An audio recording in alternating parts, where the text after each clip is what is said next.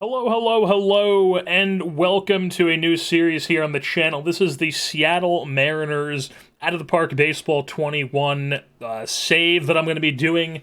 People have been asking me to do OOTP videos for a very, very long time, and I just figured that maybe now's finally the time to do it. I just recently got OOTP 21, or I should say I just recently started getting Xbox Game Pass for the PC because there's a lot of good deals or there's a good deal on there and a lot of good games to play.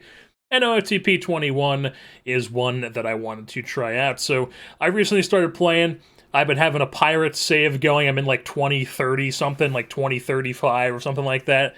And I've been enjoying it, so I figured, hey, I haven't been posting anything on the channel. MLB The Show is really bad now. I cannot play that game anymore. So I figured, why not finally give OOTP a shot, and we are here with the Seattle Mariners. As you can see, I made my guy, Warren Zevon. Warren Zevon is the new GM of the Seattle Mariners. If you guys don't know who Warren Zevon is, one of the greatest songwriters of all time, in my opinion. Look him up, give him a shot. But anyways, we are just the GM, because that's just how I prefer to play the game. As you can see, where's the personnel? Jerry DePoto is now our assistant GM. Scott Servais is our manager. I generally like to have a manager because I feel like it makes it more challenging, and also I'm not interested in doing the day-by-day micromanaging of the lineups and everything. So I generally, it adds another layer to it where you are able to hire a manager who you want. You're able to look through managers and see, like, all right, this guy's sabermetrics, this guy's this guy's that, and pick out a guy that you think would be good for your roster.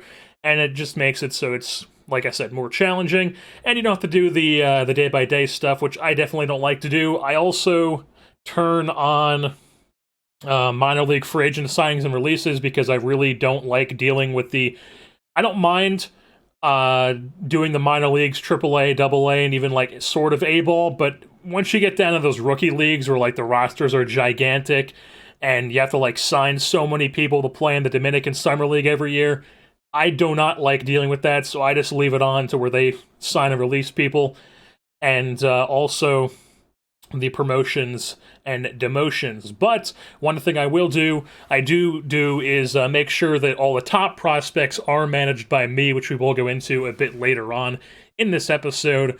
But first things first, you probably noticed that I changed the Seattle Mariners colors, and that is because I think their current color scheme is really bad, and their alternate or former color scheme of the more of the bright blue and yellow is much, much, much better than the one they currently are using, so I just said screw it, and we're using that now. So Seattle Mariners are blue and yellow, and one thing I also did do was we changed the Cleveland baseball team to the Cleveland Spiders, because that is the best option available for them, I believe, and I did this in my other save as well. I made them a uniform on OOTPjerseymaker.com, I think is what it's called. Just an interesting tool that you can use. And yeah, this is what they're looking like. We're really barely ever going to see what they look like, but the Cleveland Spiders are now a thing in this league, so head back to the Mariners. And let's take a look at what our team is, well, first of all, you can see we are a team that does not have a big payroll. That's one thing I wanted to do with the Mariners. We do not have a huge market. I think it makes it more interesting, more fun to be a small market team. Some people would rather be a big market team and be able to just spend as much money as possible and re-sign everybody. I think it just makes it more interesting to be able to develop guys. Big emphasis on development is generally what I do. And have to make decisions once guys start getting towards the end of arbitration. But if we look at our owner, he is demanding, which is, doesn't really matter because I have this on, I cannot be fired, because I just don't give a shit about bouncing around from team to team. I'm here to be the GM of the Mariners, take over the Mariners. I don't give a shit about being any other team, so we just can't be fired, so it doesn't really matter if we don't do any of this stuff. What I care about is his fiscal personality. What is it doing? There we go. I care about his fiscal personality because that depends on how much money you get in your budget and your payroll, or how much money you get to be able to divide your budget into different things. Like the Pirates, for example, have Bob Nutting, who is a penny pincher, and that is very tough to deal with. This is a little bit better than that, but still not like a guy who likes to spend a lot of money. And he's also only 64, so he's probably not going to be dying anytime soon. This game can sort of turn into like a Crusader Kings type thing with the owners, when you have a penny pinching owner, and you're just kind of waiting for your guy to die, and then the heir to take over. So we take a look at our pitching staff. The Mariners are a team that obviously has not made the playoffs in a very long time, so the goal is to get back to the playoffs. And, wow, they actually have Margevicius as a follower? Who do they have as, and Brandon Brennan as an opener? That's interesting. I had no idea the Mariners used openers. Obviously, I don't watch much Mariners baseball, as I am a guy in the East Coast. But, yeah, so the Mariners... Kikuchi, obviously a guy who we have for quite a bit, hoping he puts up a better season than he had in 2019. But also, you'll see this is not the default stat overlay down here. This is something that you're able to edit. I believe it's a new thing in OOTP 21, where you're able to go in and change the stats, which ones show up on this screen. Usually, they are just basic pitching stats, you know, innings pitched, Ks, ERA, that type of stuff. I make it so it's the good stuff, which is what I called it, and it's just games started, WAR, ERA, FIP, ERA plus, save, games finished, innings pitched, Ks, WHIP, home runs per 9, walks per 9, K per 9, BABIP, and then I just sort of have these here. I don't really pay too much attention to these last three: ground balls, fly balls, and ground out percentage.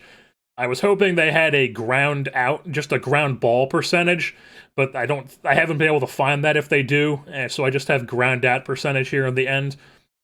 And if you're not sure of, then also if you look at the batting stats, this is what I have for that. Games, plate appearances, WAR, then the 3/line BABIP, runs, hits, doubles, home runs, stolen base percentage, walk percentage, strikeout percentage. WRC plus and OPS plus is kind of redundant to have both, but I like to have them both here on the end, along with weighted on base. So the Mariners pitchers, a lot of mediocrity, a lot of guys who definitely haven't. They're not top of the end pitchers, obviously. You're hoping Kikuchi could sort of be a guy who's very good as a lefty. Margevicius is a guy who could develop to be something, I guess. Probably not really, but it is interesting to have a lefty guy like Margevicius. Brennan in the pen. Pretty good curveball on him, I know. I think it's... Does he not throw a curveball? Is it a changeup? I could have sworn it was a curveball that he was really good at in StatCast is like the best, but I guess it's not. Maybe I'm thinking of somebody else. Somebody on the Mariners did, at least I'm pretty sure. It might have been his changeup. Carl Edwards Jr., obviously. Very good stuff, very good pitches. Control is a bit iffy, but the control is definitely something that can be forgiven with relievers. His definitely was out of whack in San Diego. Chicago, you can get away with walks per 9 like that with a reliever as long as they're striking out plenty of guys, and hopefully he's able to do that with us. Basically, we're going to be piecing together the pitching here. Justice Sheffield, definitely a guy who hopefully can turn into something for us, former Yankee farmhand. The hitters, take a look at the default. Yeah, Austin Nola, obviously. Also, I'm starting in the beginning of 2020 with the 162-game season, the normal season, because I'm just not interested in doing a 60-game season. And also, I did not want to do the live start thing where you're able to live start from today, because I tried to do that as like a test to see if it would reset to 162 games for the second season. And I sat through just the loading of just going through and adding in every single box score and all that stuff, and it drove me crazy, so I decided I'm not going to do that. So instead, we are just going to be doing a regular 162-game season starting at the beginning of the 2020 year. And so we still have Austin Nola, Daniel Vogelbach, and all the guys they got rid of. So Austin Nola is still a Mariner, obviously our best player. He is a guy who possibly we could trade if we are bad at the deadline, but he is also a guy who we could keep around because he is, he's definitely a guy who we can keep through arbitration, but he is also one of our only tradable pieces because trading Seager's contract is probably not going to be something that's easy to do or really happen at all. But yeah, Kyle Seager is definitely a guy who we want to get out of here with that contract. He's definitely not going to be someone who's part of our long-term plans, obviously. D. Strange Gordon recently changed his last name, is a guy who also is making quite a bit of change for this year and next year. 13.5 and then 14 for next. Oh, he does have a team opt-out for 2021, so that's good. $0 buyout, that is good. That's very good. So we can buy him out at the end of this year, which we probably will, even if he has a good season, because we need to make room for prospects on the team. One thing I do need to make sure before we go any farther is what our scout... Yeah, our scout, we have an average scout. This guy stinks. He's average at major leagues, average at international, then good at minors and amateurs. Not the worst thing to be good at, but I generally prefer to go into... What am I looking here for? Assign team staff. And just look at who is available here in the scouts. Yeah, so obviously we would probably... Yeah, this is the... Chris Nathan is the guy who I'm pretty sure is still my scout with my Pirates franchise. So what we're going to do is we're going to immediately fire Scott Hunter here. Scott Hunter, yeah, see ya. Don't even care if we're a small market. We're going to spend money on this because it's important. Sign team staff. So right now we don't have a scout, but we will in a couple days once Chris Nathan here accepts our offer. 5 years, $742,000. We'll up that a bit, up the ante, make sure he signs. $775, submit offer, bam. Alright, so Chris Nathan has now been signed as our scout. As you can see, excellent, outstanding, very good, definitely what we want in a scout. And also one thing I like to do is make sure that not only the ratings, but also the overall potential ratings are done on a 20 to 80 scale in increments of 5. You want to make sure they're on increments of 5, because if you have them on just 20 to 80 for the ratings, or for the overall potential, they will have guys on like a 67 or something, and you definitely don't want that. Alright, so I've gone through our minor league system, and I've added all of our prospects who I feel like are guys who I need to be keeping an eye on. Relatively closer than the guys who are than the other guys who are in the minor league system. I just went through, basically eyeballed the potentials. You'll see some guys in here have like 40 or 35 potentials, and I just felt like maybe their skills stood out more than their potentials, because obviously in this game, a rating or a potential rating is not like in Madden or MLB The Show, where a guy, if he has a 65 overall, he's a 65 overall. In this, it's more of just like a guide. It's what your scout thinks of a player. Scouts can have, obviously, blind spots. Scouts are not 100% accurate, as in real life. So it's just sort of like a guide, and that's why being able to evaluate stats is definitely an important thing. So, for example, this guy, 27 years old, Eric Fila, I don't know how you say his name. I've been aware of this guy for a while, though. Corner outfielder. Probably going to get on base quite a bit. Definitely a guy who we could call up at some point from AAA Tacoma to play some outfield for us, because he is a guy who, like I said, can get on base and probably give us some decent ABs.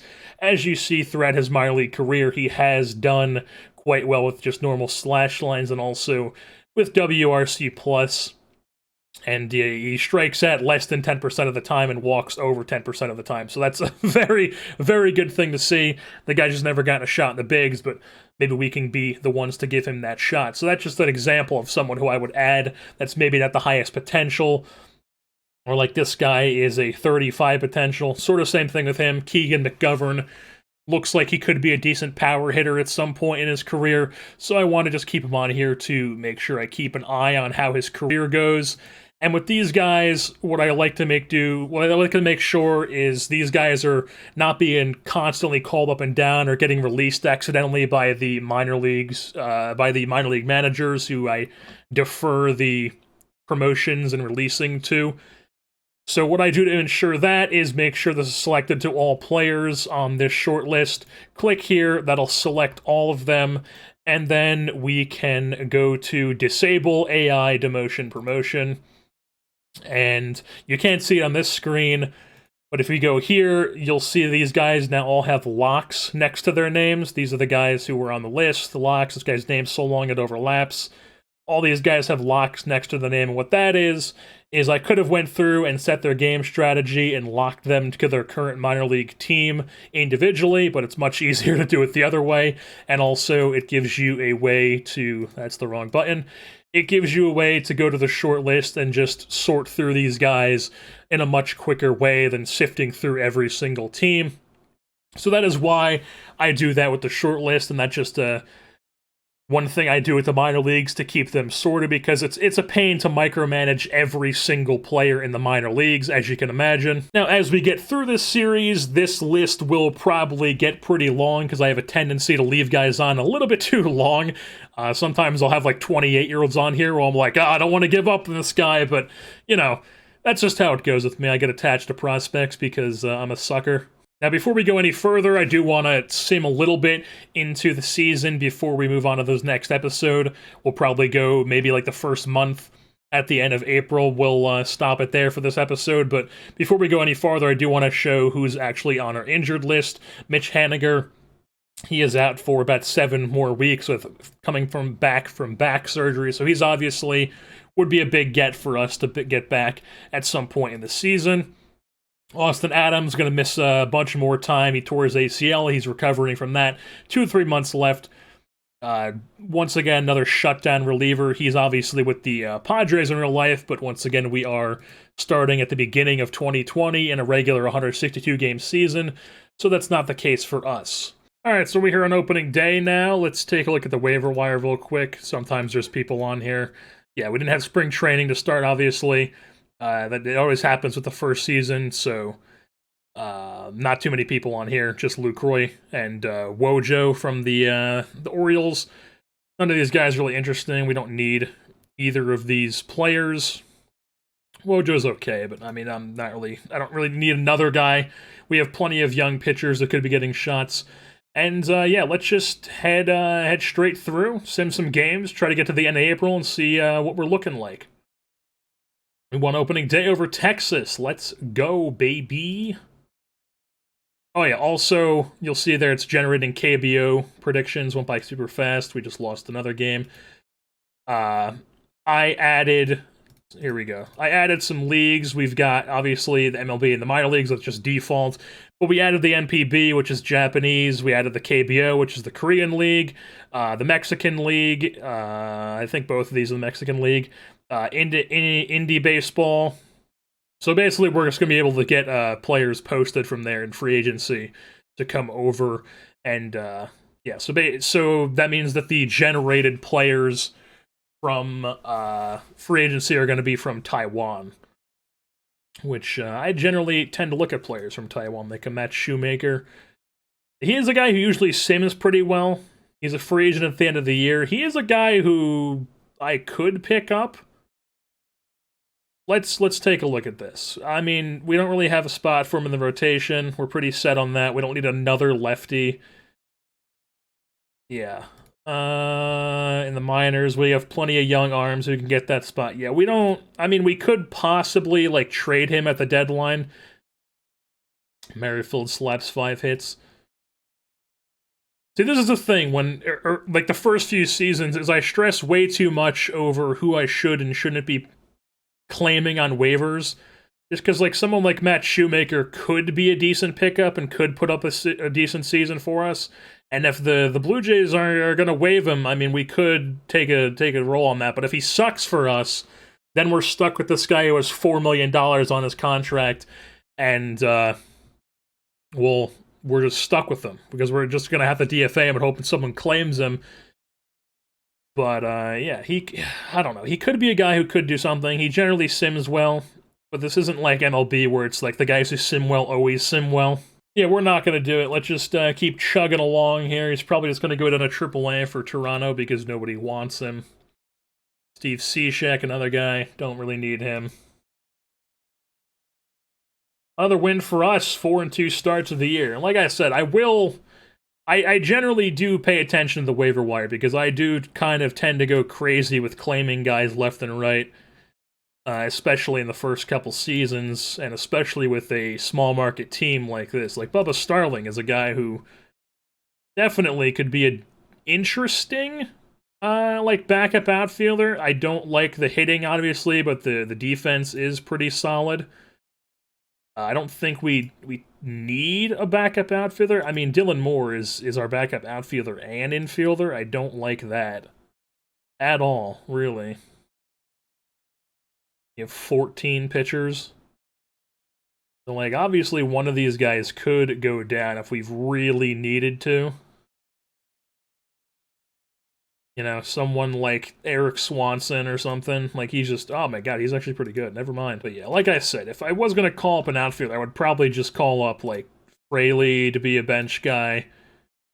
Because he's decent in the outfield, also can hit a little bit. Like I said, Feel is a guy who will probably get some run in right field eventually. And then obviously there's Kyle Lewis, who will be up sooner than later with us. So yeah, someone like Bubba Starling, probably not a good idea to put a claim on him. But at the same time, also probably not someone who is going to be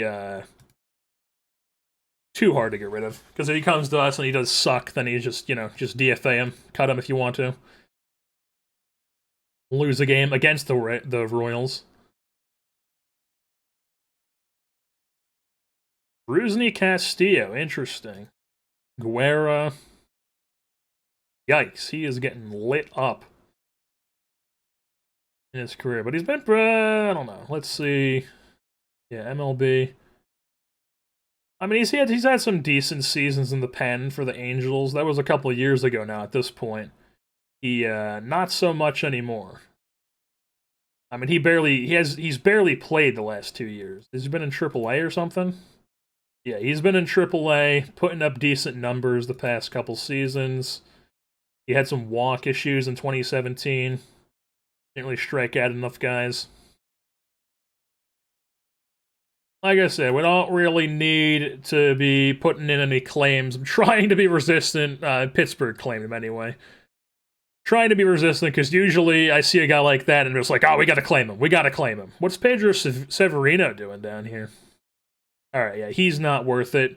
Thing with catchers is I do not like catchers who only have like a 50 defensive rating. I tend to, if I do claim a guy who has a 50 defensive rating as a catcher, they're going to have to be like a really good hitter. And Pedro Severino is definitely not that. Wow, 12-2 win over the White Sox. Higashioka, the home run stroker. Interesting. They're gonna waive him here. Who is my backup catcher? It's Tom Murphy. We don't need catching. We don't. If there is any, let's take a look at what I would possibly need. So like a bench outfielder possibly could be something we could put a claim on. You can always pick up more relief pitching, so that's something you could put a claim on. And you can always send down somebody. Relief pitching is pretty interchangeable, and I will not hesitate to send people down if they even put up a couple bad innings. I do not hesitate to swap people around. This is getting already. See, this is why I don't like the league, because it'd be like, oh, usually I just go, oh my god, we had somebody win Player of the Week, and I click on it, and it's Jose Peraza. So I'm just going to switch this to team only. As George Springer, but then again, I'm not used to seeing this stuff. George Springer signs for 6 freaking years in Houston. Jesus. All right, you want to give George Springer that much money at 30 years old? All right, let's keep chugging on here. I actually hit finish today instead of the check mark. Tyler Clippard. See, here we go. Oh, that's... I mean... that is somebody we could trade for, like, some middling prospects at the end. That's what we're looking for here. We're looking for people we can trade at the deadline, and that would be a candidate. Pablo Sandoval. I don't even know why I'm looking at Pablo here. We don't need Pablo Sandoval. Jake McGee, no. I mean, no, definitely no. Tyler Clippard. That is a guy who I'm gonna put a claim on Tyler Clippard. Screw it, we're gonna do it. We're claiming Tyler Clippard. See if it works. As we just beat the Boston Red Sox 6-5. We just beat him 5-2. Let's fucking go, baby. Then we lose 0-1. Raimel Tapia. Now this is what I'm looking for, yeah. This is a bench bat we could use right here. Do we have what is our bench bat looking like here? We got one left-handed bat. Dylan Moore is a right-hander. He's our backup outfielder. So yeah, we could definitely use a lefty bat coming off the bench here for our team. So yeah, like Braden Bishop. I mean, he's a young guy. He's gonna get a chance in the center. Malik Smith is playing right field for us. I don't know about that. Not enough power for my liking to play some right field. Generally, I would like D. Gordon to be... I mean, he can't play center in this game, can he? No, he can't. No. I guess he's just a second baseman in this. He is hitting well, though. That's good to see. 47 ABs through the year. 54 plate appearances. Oh, yeah. Pretty solid start to the year. Obviously, very small sample size for D. Gordon. But I'm going to claim Raimel Tapia as well. I also believe that Tyler Clippard's claim went through. Or did that just switch to... See, nobody does this. Nobody switches to all batters or all pitchers. And I'm like, what happened?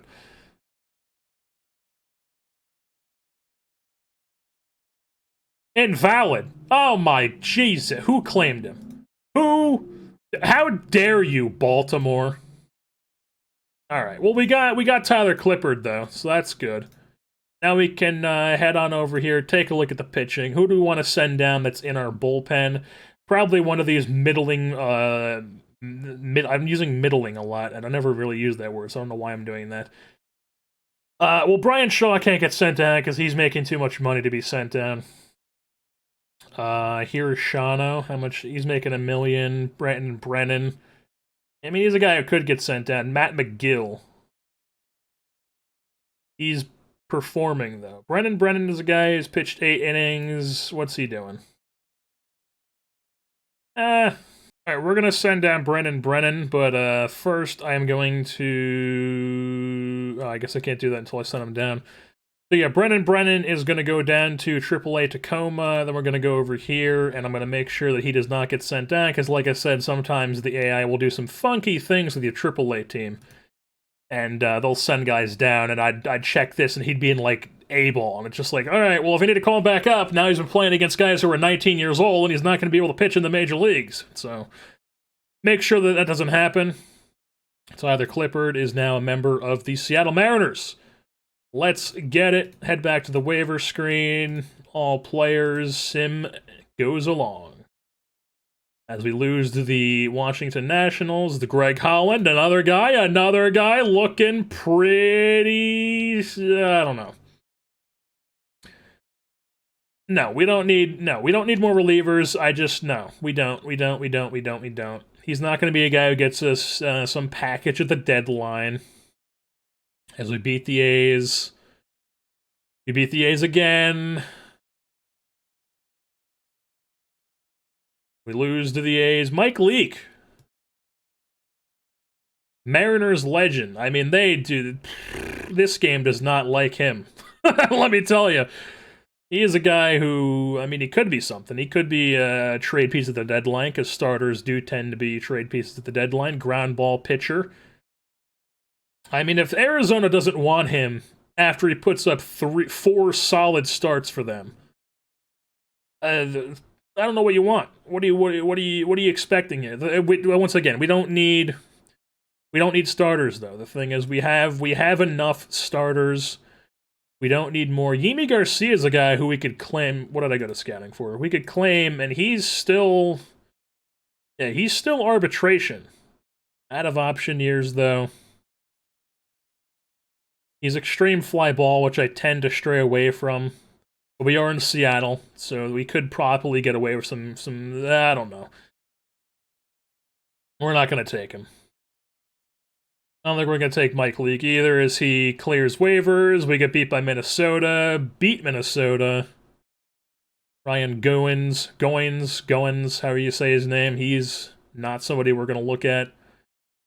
4-9, or 4-2-9, lose to Minnesota, lose that series. 1-5, David Hernandez. As we're getting here to the end of April, Chris Stratton's a guy with decent stuff. Could be like a long reliever, bullpen sort of guy. Once again, not like we're looking for guys who could put up like. So what I look for in waivers are like if we need relievers, which we don't really. We have a lot of guys who are just gonna hold down roles, and then a lot of young guys we could call up. So we don't really need to logjam any pitchers. So essentially, what I'm looking for pitchers is guys who could put up numbers, and then we could trade for prospects at the deadline for us. So like Matt Shoemaker was somebody who I was thinking about doing that with. But Chris Stratton's not going to be a guy who puts up numbers and is going to like demand anything at the trade deadline, as we just beat Texas back to back. Looking good here. I mean, 15-15 is not. It's okay, but I mean we're not supposed to be good. So I mean I guess that's pretty okay. Matt Reynolds, not a guy who we really need. Matt Reynolds still the only one, as we lose back-to-back to the A's, and Mitch Haniger is back, baby. Well, I say he's back, but we're going to send him on a rehab assignment. So, Mitch Haniger, rehab can be up to 20 days for position players. That's all good. That's all we need. So, Haniger is going to go rehab in Tacoma. And now I think we're going to sim to the end of April here. It's now May 1st as we get the player development update. Justice Sheffield improves, Margavicius improves, Gulabo improves, Carl Edwards improves, Clippard does, where did he go? Clippard decreases, which is not good. He is pitching well for us, though. 6 1/3 innings pitched, 9 Ks, 12.8 K per 9, 1.4 walk per 9, hasn't given up a home run yet. Very, very encouraging to see from Tyler Clippard, Yankee legend.